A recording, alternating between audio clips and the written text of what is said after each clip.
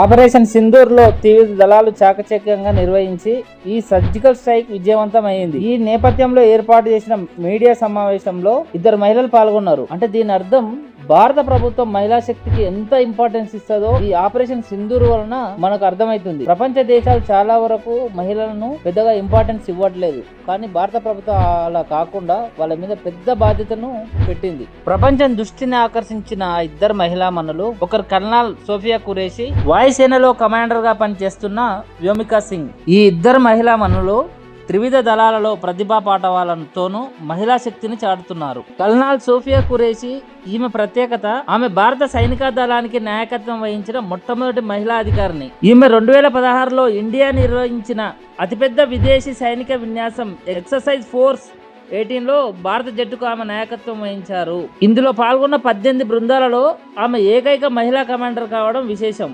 Sophia గుజరాత్లోని సైనిక కుటుంబానికి చెందిన ఆమె.